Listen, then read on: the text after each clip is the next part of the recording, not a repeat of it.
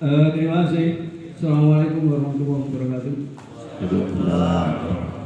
Alhamdulillah, wassyukurillah. La haula wala quwwata illa billahil azim. Wa ba'du. Bapak Ibu, saudara-saudaraku yang saya hormati semuanya ya, khususnya Al Ustadz Bapak Muridno dan saudara-saudara. Saya langsung tidak basa-basi. Kajian subuh ini judulnya adalah Refleksi 2025. Refleksi.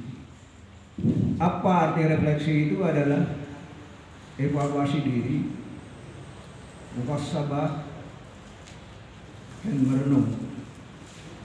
Dasarnya itu surat Al-Hasr ayat 18. Allah berfirman, Ya ayyuhalladzina amanu taqullaha wan tandur nafsun ma qaddamat lighadin wattaqullah innallaha khabirun bima ta'malun.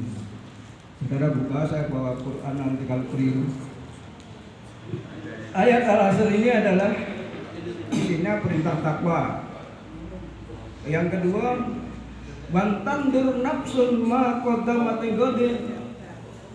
Hendaklah setiap diri merenung apa yang pernah dilakukan dan apa yang akan dilakukan. Yang ketiga, Allah Maha mengetahui apa yang dilakukan oleh manusia. Titik tolaknya refleksi adalah merenung apa yang pernah dilakukan. Materi ini pernah saya sampaikan di IPPK, Ikatan Purna Karyawan Dinas Pendidikan. Yang dasar berikutnya adalah Al-Asri.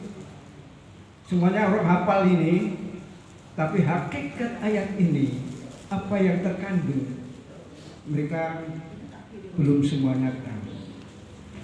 Al-Asri mengandung ini untuk refleksi individual.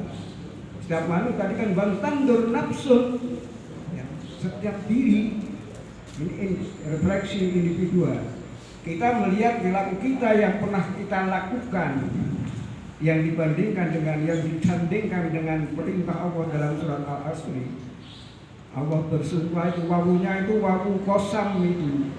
Wawu kosam itu wawu sumpah, bukan wawu aktof. Dan wawu sumpah, Allah bersumpah itu. Apa kandungannya? Yang pertama adalah manajemen waktu, dimensi waktu, dimensi materi dan amal soleh, dan neraca harian, neraca akhir, dan rugi laba. Nanti saya terangkan.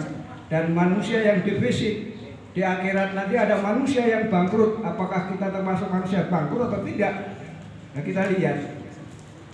Kandungan ayat ini adalah bagaimana korelasi antar al-asr dengan qasr.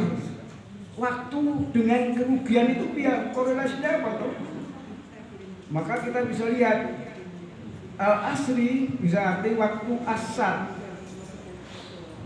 Kita ini kebanyakan, kecuali Mas Catur, lainnya kok ini sudah usia asar. Sebentar lagi maghrib. Saya ini sudah usianya sudah asar.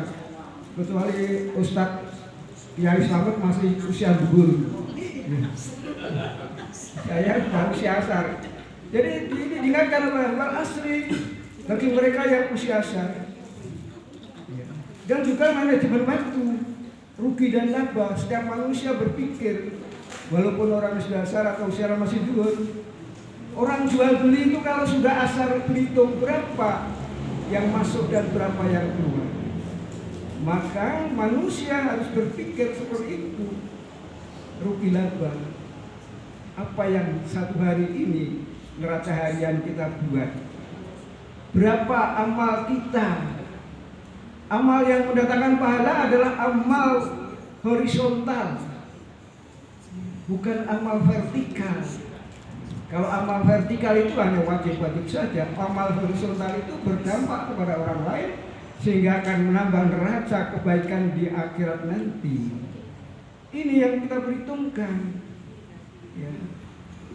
Kita punya rezeki, kita introspeksi, merenung, rumah saya, mobil saya, sepeda motor saya, dulu berapa persen yang subhat, berapa persen yang halal, berapa persen yang haram. Kita renungkan sebelum kita pulang.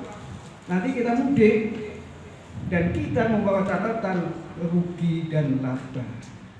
Yang menambah kebaikan adalah amal soleh horizontal.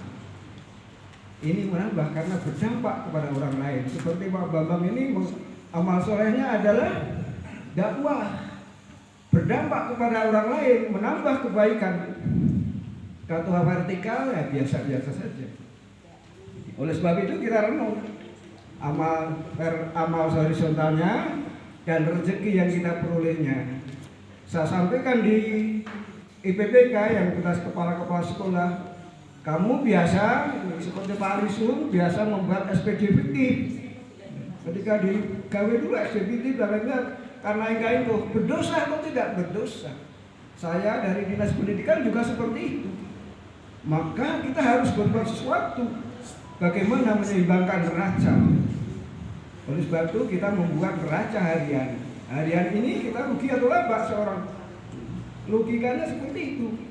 Nanti neraca akhir, oh saya surplus ini. Jadi logika Allah dalam surat Al-Asri, wahai orang beriman, membuatlah kamu perhitungan agar kamu nanti tidak rugi.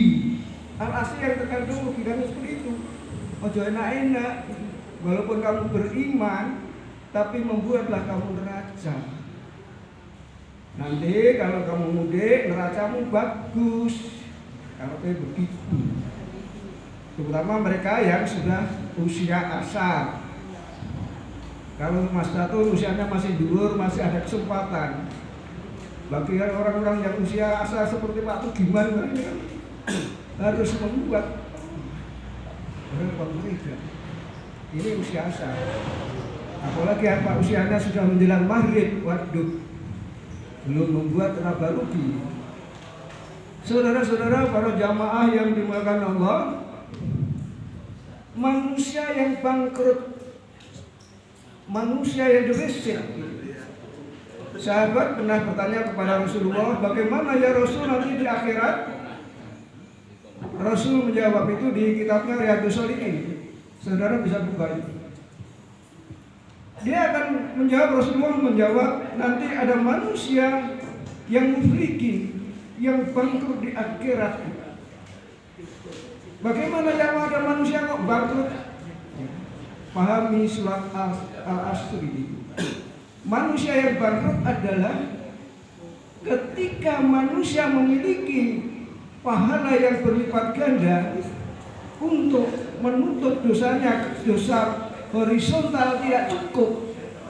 Saya menganiaya Mas Catur sehingga Mas Catur rugi yang luar biasa, amal soleh saya hilang dan masih kurang, maka saya harus melaksanakan dosanya Mas Catur dan saya yang melaksanakan siksaannya. Ini manusia yang bangkrut. Oleh sebab itu Al-Asri memberikan pesan, orang beriman buat neraca agar kamu tidak bangkrut, baik harian maupun bulanan maupun neraca akhir, sehingga kamu mudik nanti tidak termasuk golongan orang-orang yang koster. Itu pesan moral yang disampaikan Allah kepada umatnya agar dia bisa bertemu dengan Allah di yaumul hisab. Ini refleksi individual. Yang berikutnya adalah refleksi publik. Ini Pak Ridwan ini kan usianya maghrib. Dia harus membuat neraca ini, Bu Ridwan ini. Nah ini kan wastafas bil haq.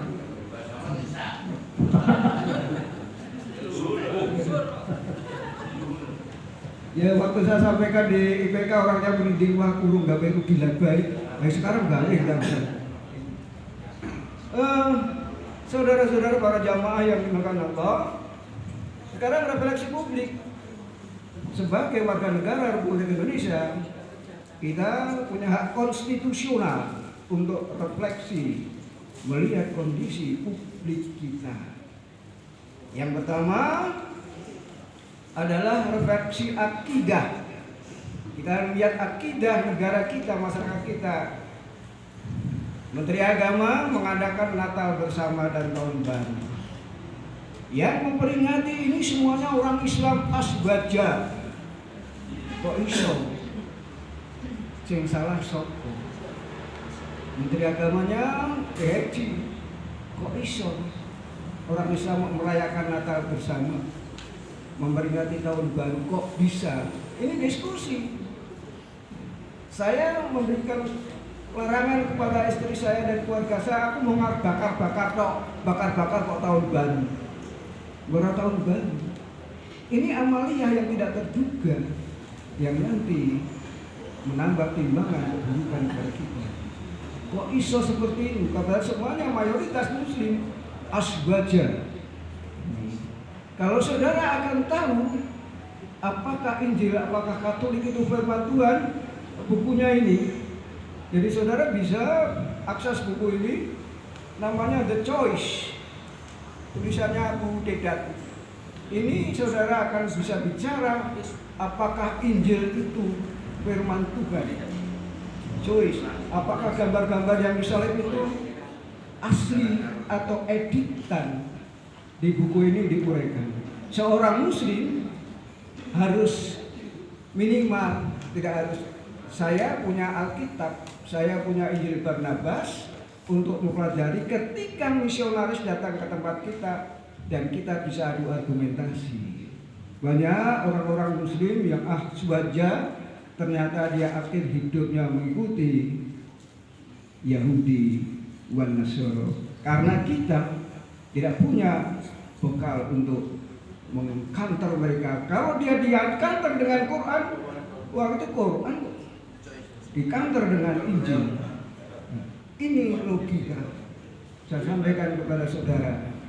Jadi siapa yang memperingati Natal? Aswaja. Dan Tahun Baru aswaja. Tugas kita. Yang kedua, ada majelis zikir di Prambanan. Di Prambanan kok zikir, di candi kok zikir, di Borobudur azan. Ketika ditanya dia asbaja, ahli sunnah wal jamaah. Siapa yang salah? Yang berikutnya, yang muncul sekarang adalah Mama Gufron, manusia yang bisa bicara dengan malaikat. Mama Gufron dan bicara dengan semut, bisa menghalau, itu Mama Gufron.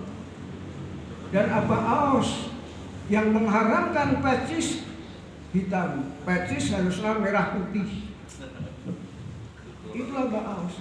Ini refleksi, kita melihat apa yang dilakukan oleh ahli-ahli kita, orang-orang kita, kok koyong ngono, sing salah sopo. Siapa yang berhak mengingatkan? Kita yang sedang kajian ini bisa seleksi, oh itu sesat. Ada lagi yang Saiful Karim yang oleh MUI sudah disahkan dakwahnya. Yang berikutnya Trans TV. Trans TV yang kemarin muncul adalah gambaran proses belajar mengajar.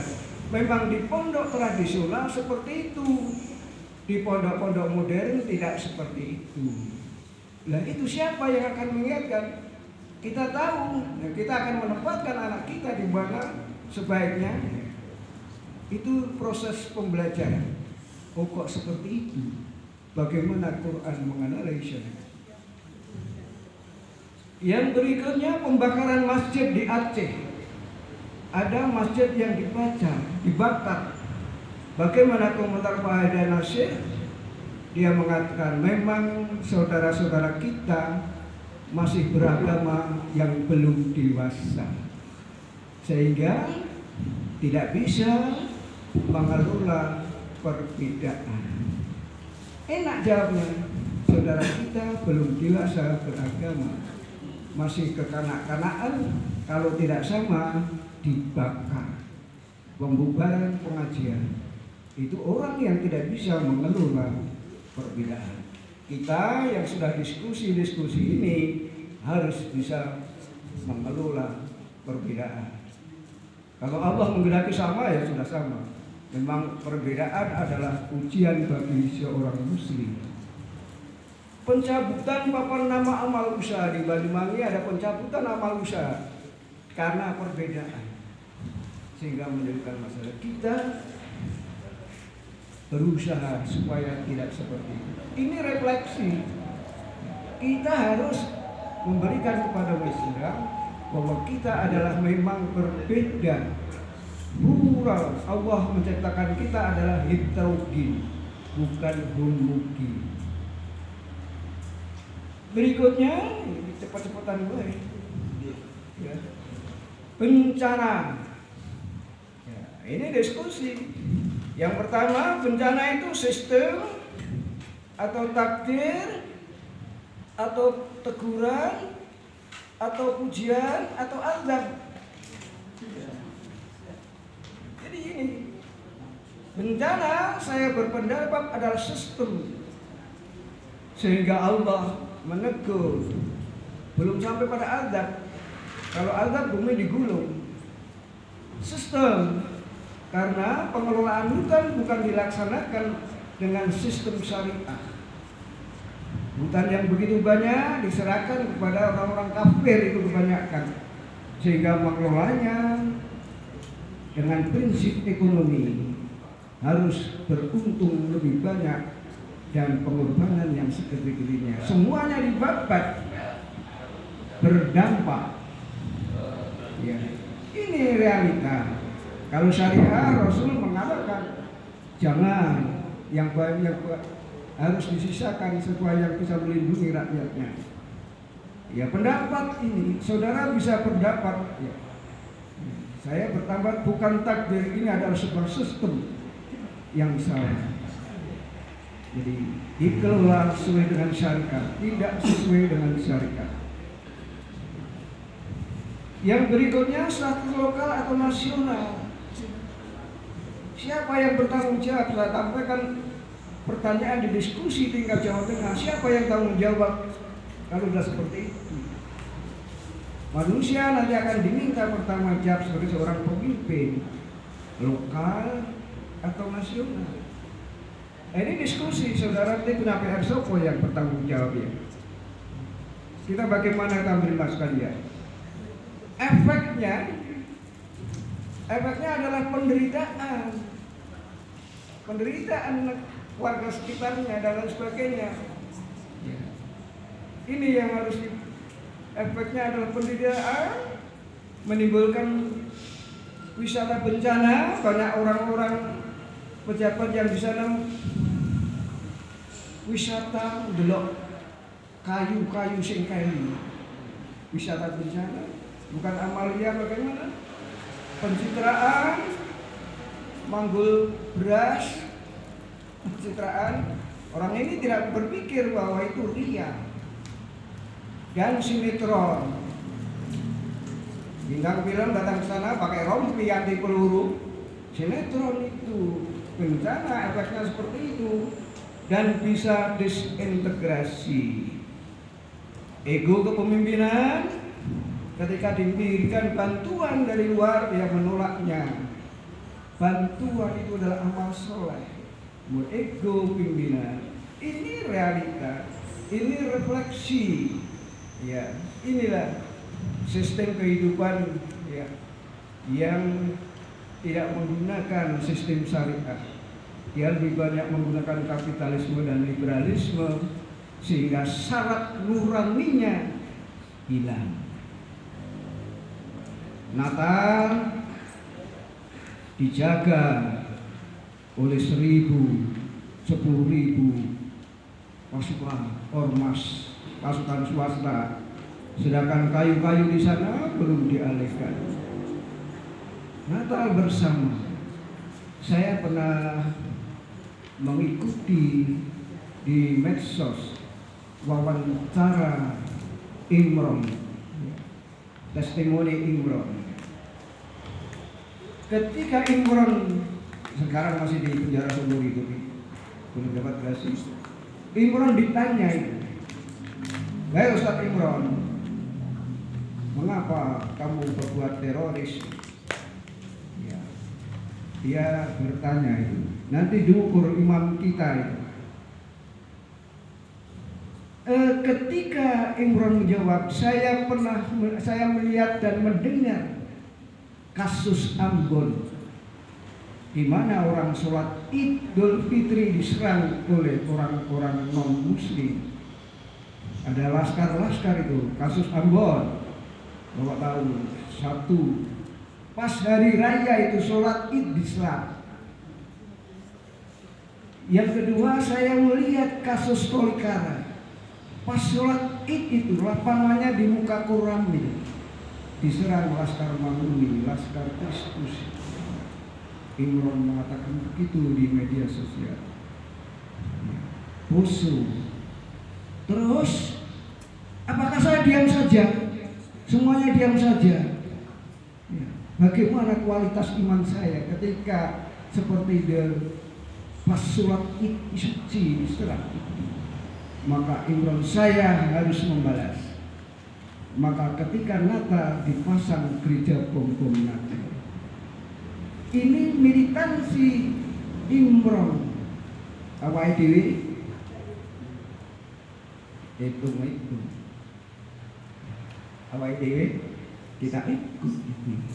Malah ada yang mengucapkan siraman hari Natal, malah yang mengikuti dari ayat walan tardo anka yahuda wa nasara hatta fi amil tahun,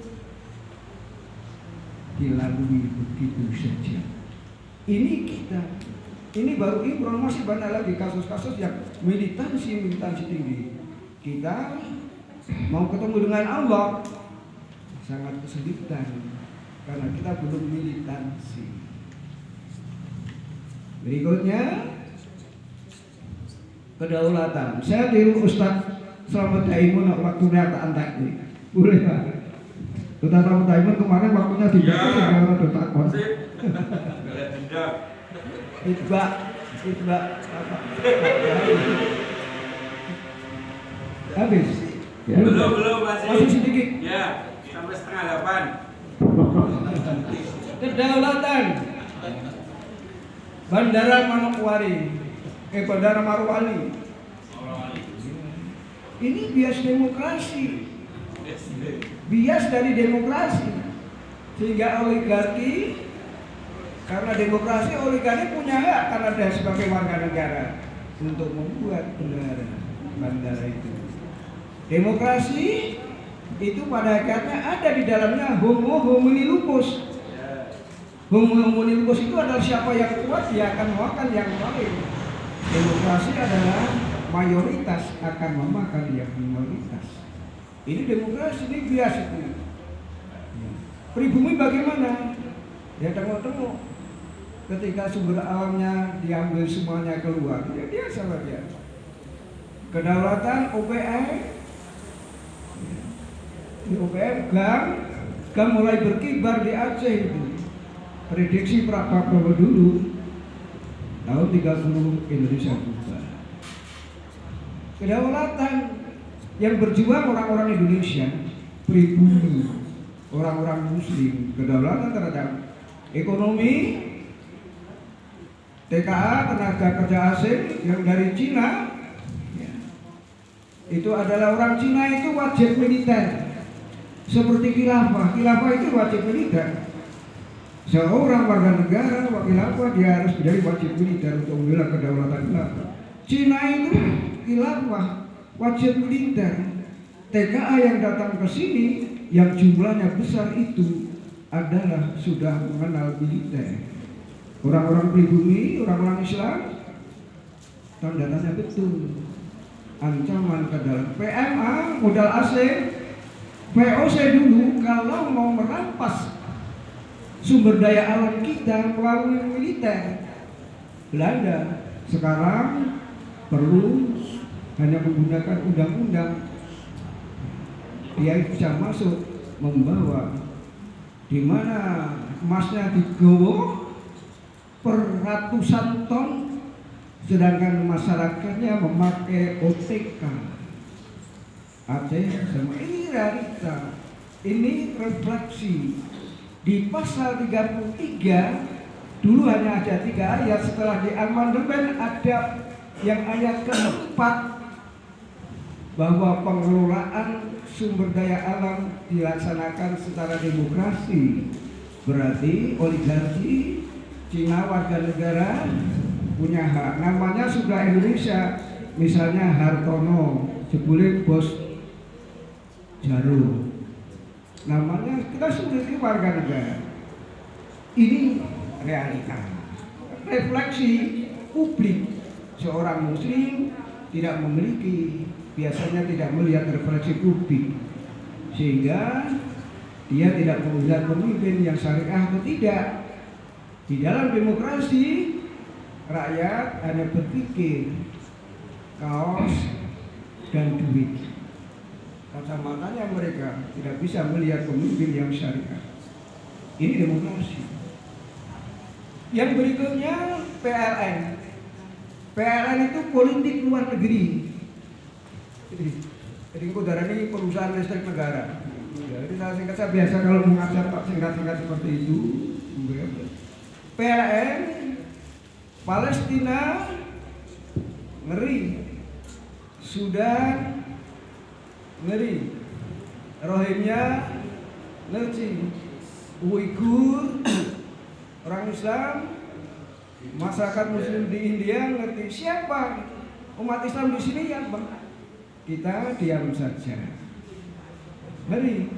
Mesir tidak mungkin membantu Palestina karena Mesir demokrasi. Untuk membantu Palestina malah menutupnya jalur Gaza tutup. Karena demokrasi di Mesir itu sama dengan demokrasi Indonesia, ketika mengambil keputusan sulit, lama. Saya berikan contoh. Kalau ada pengajian seperti ini, ada datang seorang wanita bugil umur 20 nengkene, menimbulkan masalah itu. Dari fraksi, misalnya fraksinya Pak Slamet Daimun, usir, dia melanggar syariah. Dari Pak Risun, jangan, itu kan orang gila, enggak apa-apa, tidak tahu. Dari Mas Dator, ya jangan, ya usir, diusir saja atau jangan saja. Tapi Mas Dator bawa kota-motong ini dulu. Ini demokrasi. Untuk mengambil keputusan sangat sulit sekali. Realita ini. 5 menit lagi. 5 menit lagi. 5 menit, oke. 1 menit. Yang berikutnya adalah foto haji.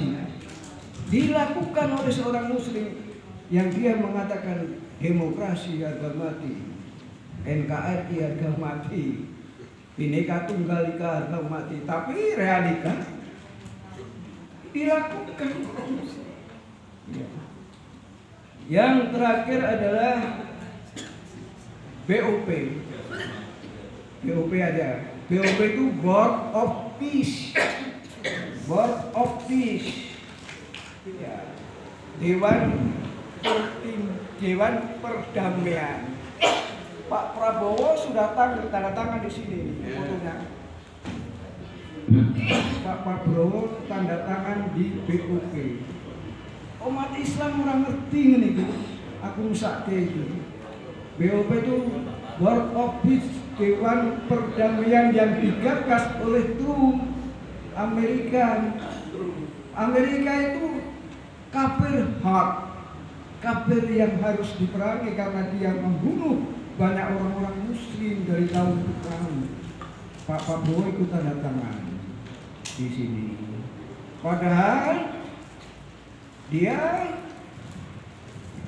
menguatkan Israel. Israel itu penjajah.